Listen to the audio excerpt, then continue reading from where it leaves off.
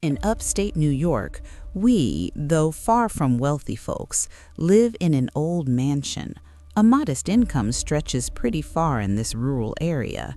$800 or $900 a year goes a long way. It would barely cover basics back in a big city among rich people. My dad is American, and I carry an American name even though I've never been to the mainland states.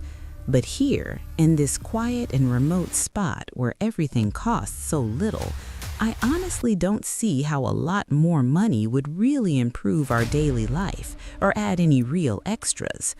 My dad served in the military and retired on a pension plus his savings, then bought this historic property and the small land around it at a great price.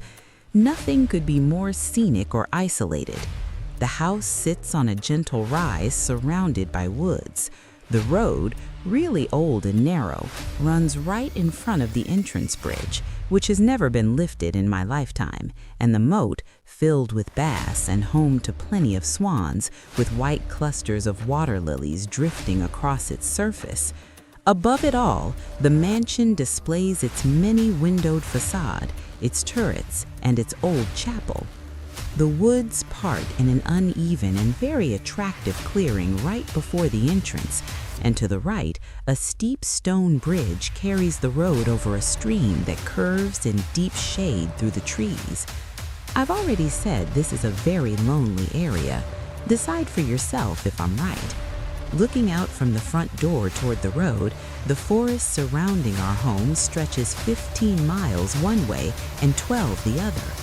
The closest lived-in town is about 7 miles to the left. The nearest historic estate still occupied belongs to old General Harlan, almost 20 miles to the right.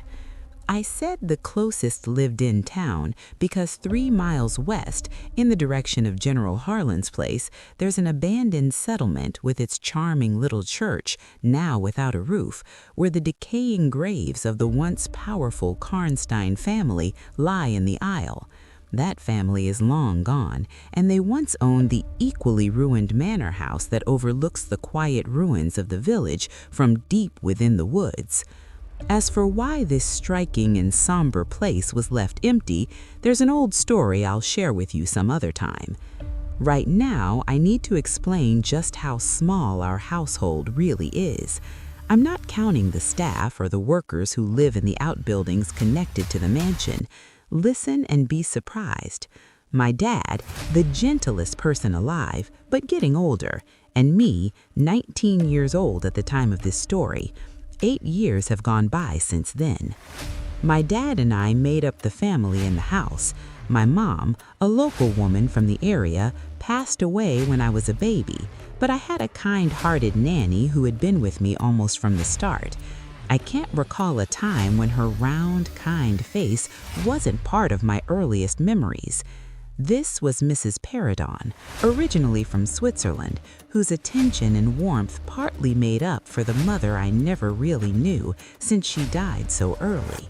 She joined us as the third person at our small dinner table. There was also a fourth, Miss Fontaine, the kind of instructor you might call a finishing teacher. She spoke French and German, Mrs. Paradon spoke French and some English, and my dad and I added English, which we used every day partly to keep it alive among us and partly out of national pride. The result was a total mix-up that visitors always found funny, and I won't try to recreate it here. Plus, there were 2 or 3 young women friends, close to my age, who came to stay for short or longer periods, and sometimes I visited them back. These were our usual social contacts, though naturally we got occasional drop-ins from neighbors just 5 or 6 hours away by car. Still, my days were pretty isolated, I can tell you. My nannies had the amount of influence over me that you'd expect wise adults to have with a somewhat pampered girl whose only parent let her do almost whatever she wanted. The first event in my life that left a deep and lasting mark on my mind, one that's never gone away, was one of the earliest things I can remember. Some might call it too minor to mention. You'll understand later why I include it. The nursery, though I had it to myself, was a big room on the upper floor of the house with a high, sloped wooden ceiling. I couldn't have been older than 6 when one night I woke up and looked around from my bed, but couldn't spot the nursery maid. My nanny wasn't there either, and I felt completely alone. I wasn't scared because I'd been raised without hearing ghost stories, fairy tales, or anything that makes kids hide under the covers when a door creaks or a dying candle throws weird shadows on the wall.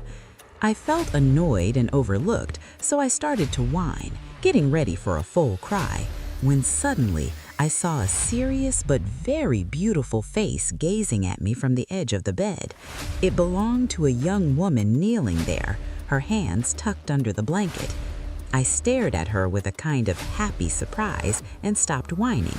She stroked me gently with her hands, then lay down next to me on the bed and pulled me close, smiling.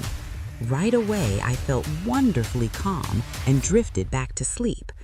I woke up to a sharp feeling like 2 needles stabbing deep into my chest at the same instant, and I screamed. The woman pulled away, staring at me with wide eyes, then slid down to the floor and I thought hid under the bed. For the first time, I felt real fear, and I screamed as loud as I could. The nursery maid, housekeeper, and nanny all rushed in, listened to what I said, and tried to brush it off while comforting me. But even as a child, I noticed their faces had turned pale with unusual worry, and I watched them check under the bed, search the room, look under tables, and yank open closets. The housekeeper whispered to the nanny, "Feel that dip in the mattress. Someone definitely lay here. Even if it wasn't you, the spot's still warm." I remember the nursery maid holding me close while all 3 checked my chest where I'd felt the pricks, and they said there was no mark or sign anything had happened. The housekeeper and the 2 other women in charge of the nursery stayed up all night after that, and from then on, a servant always sat up in the nursery until I turned about 14. I stayed really jumpy for a long time afterward. A doctor came, an older man with a pale face. I still remember his long, gloomy expression, lightly scarred from old acne, and his chestnut wig. For weeks he visited every other day and gave me medicine I absolutely hated. The morning after seeing that figure, I was terrified and couldn't stand being alone, even in daylight hours. I recall my dad coming upstairs, standing by the bed, chatting brightly, asking my nanny lots of questions, laughing hard at one reply, patting my shoulder, kissing me, and saying not to worry, it was just a dream and couldn't harm me. But I wasn't reassured, because I knew the strange woman's visit wasn't a dream, and I was deeply afraid. I felt a bit better when the nursery maid told me it had been her who came to check on me and lay beside me, and I must have been half asleep not to recognize her. The nanny backed her up, but it didn't fully convince me. Later that day, I remembered an elderly man in a black robe entering the room with the nanny and housekeeper, speaking quietly to them and very gently to me. His face was kind and peaceful, and he said they were going to pray. He pressed my hands together and told me to whisper while they prayed, "Lord, hear all good prayers for us, for Jesus' sake." I think those were the exact words because I repeated them to myself often, and my nanny had me say them in my prayers for years.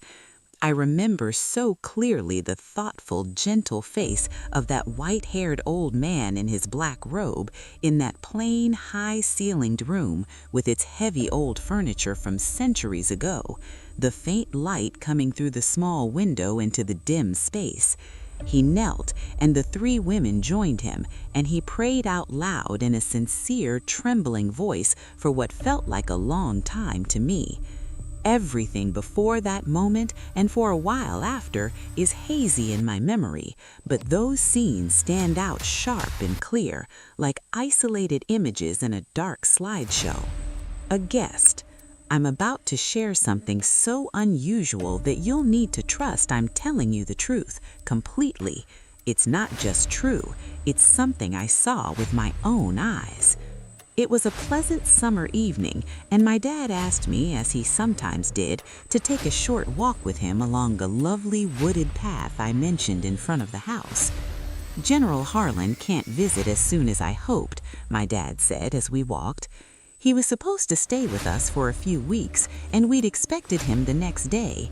He planned to bring his niece and ward, Miss Reynolds, a girl I'd never met but heard was really charming, and I'd looked forward to spending lots of time with her. I felt more disappointed than someone in a busy city or lively suburb could imagine. This visit and the new friendship it promised had been my daydream for weeks. "And when will he come?" I asked. "Not until fall, probably 2 months from now. And honestly, sweetheart, I'm glad now that you never met Miss Reynolds." "Why?" I asked, feeling both hurt and curious.